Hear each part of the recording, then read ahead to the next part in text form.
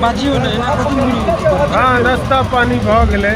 केहन छल नाश्ता? बहुत नीक छल। 4 तरीका के मिठाई छल। अच्छा। कुछ के पैकेट छल, ठंडा पानी छल। बहुत नीक व्यवस्था है। हाँ बहुत नीक व्यवस्था भेल।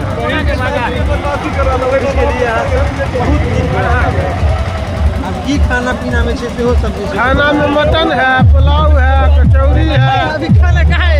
तब से बतेबै। एतै तब बताएल। हाँ मिथिला के परंपरा है तो निभावे पड़ते ना। आ बराती सबके नींदो आबि रहा है, ओकरो व्यवस्था कल गेलै। हाँ हाँ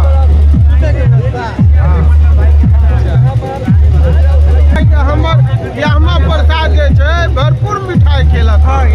आलसा गेला हन खाई खाए कैल छलै नहीं एक बादो से खलियन 4 प्लेट खेला हन ना।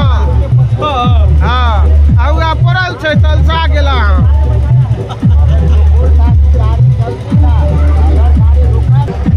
नाश्ता कऽ के मजा आयल? हाँ मजा आयल हन, बहुत अच्छा नाश्ता छलै। अच्छा बहुत अच्छा नाश्ता छलै ना। खाना पीना के सेहो कह देबै। हाँ खाना पीना में आप की सब छेने छियै से देखला के बाद सादा खाना छी। अब सादा हो या रंगीन हो, व्यूअर सब के देखेबै ना खाना। खाना है का देखे हो? खाना है का देखे? उधर है खाने का।